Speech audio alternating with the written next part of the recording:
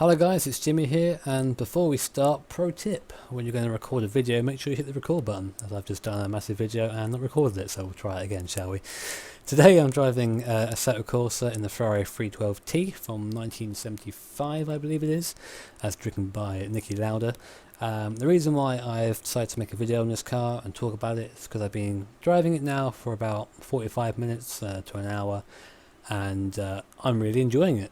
And I almost sound surprised when saying that, mainly because the cars I've driven in Assetto Corsa so far have been kind of 6, 7 out of 10 in my personal books of like enjoyability, is that a word? It is now, to drive, and this has kind of just topped off the end of the scale. So I'm going to take you around through a few laps of the Nürburgring GP circuit in it. I thought about driving classic Monza, but this thing just flies around there quite easily, and there you go. We're at 8 AM in the morning, so up bright and early to hear the roars of the Ferrari go around the circuit. And first thing I want to talk about straight away, because you've seen it already, is the modelling of this car. I'm not going to do a mod centre style review, don't worry, I'm just going to talk about it. Really nicely done, nice attention to detail. I love that in this cockpit we have all those screws coming through. Looks so homemade, like the cars did back then, instead of being kind of like mass produced, which is nice. The outside looks pretty decent as well. All the kind of stickers look nice, and there are a couple of different liveries you can pick from, including the Clay Regazzoni one, the teammate of Lauda during the 75 season.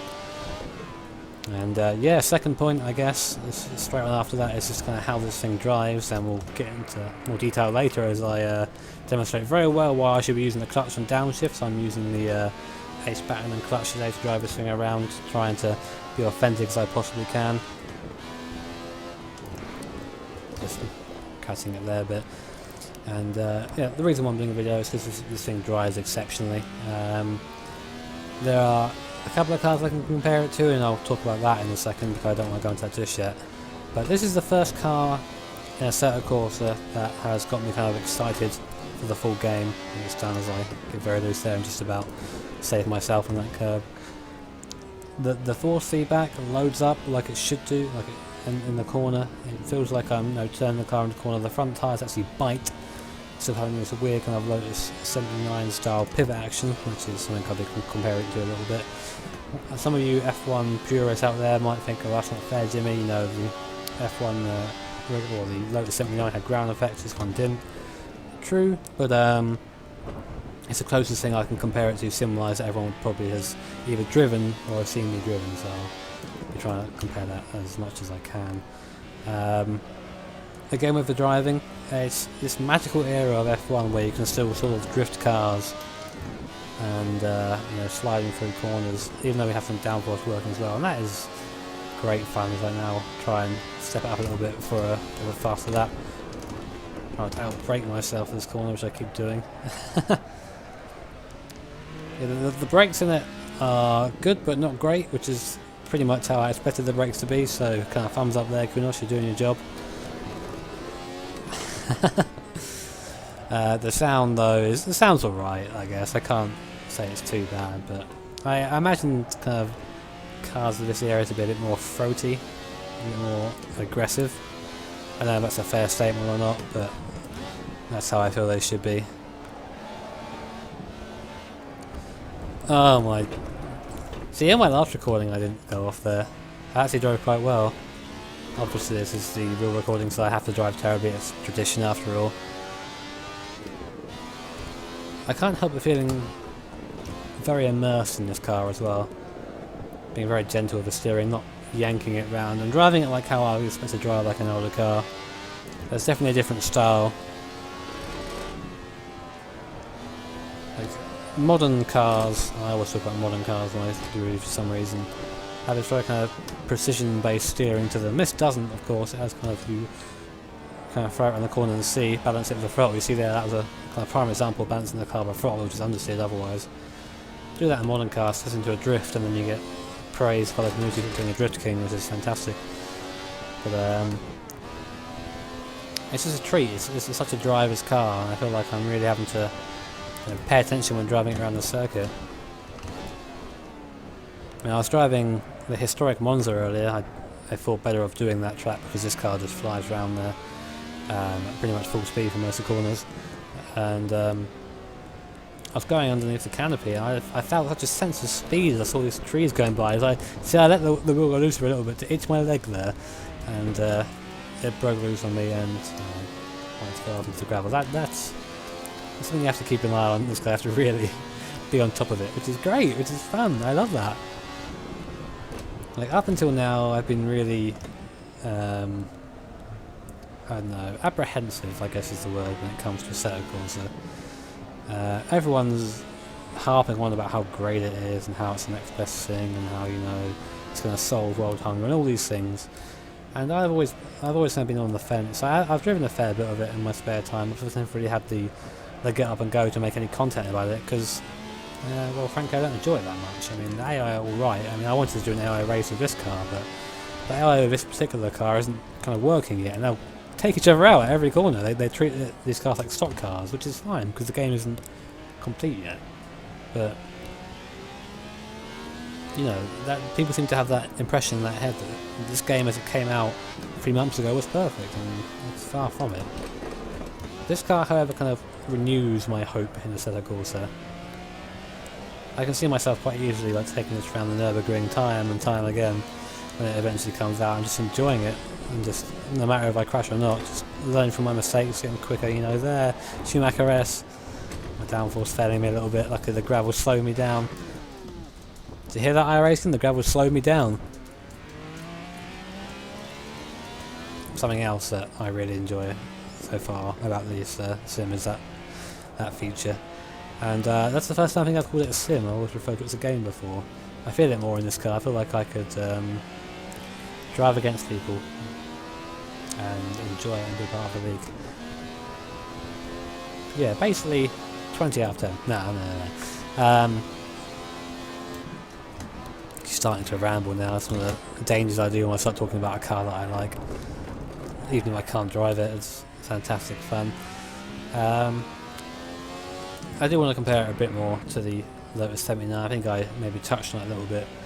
That this thing can actually go around slow corners, which is interesting. The Lotus 79 racing has this weird pivot, which they put down to explanation of it having weird massive tyres, but to the point where it just won't turn without sliding in like 50 or 40 mile an hour corners. This car doesn't do that. I'm not sure which is the correct way of going around that, and which is actually the correct sim-wise, but for frustration, this is a lot more a lot more soothing going into it. I mean, I'll have to do a bit of research, I guess, into that, but you see that I got loose on the outside of the curb there. I was I'm saying loose, I've been driving trucks too much. I had a wheel off and the car started to kind of slide round, but I could use the throttle to balance it, and I didn't turn it into some massive Drift King style event. It just went round, it just worked, which is brilliant. The rear feels like it is there, it is giving me grip, but it doesn't feel like it's planted, which I think is how these cars should feel. I should be able to throw around a bit, which I can. Bottoming out there, that sounds like bottomed out, that was good. I enjoyed that sound. See if we can get this right this time, shall we, for the sake of the video. No, hit the curb. Come on. Really revving it there.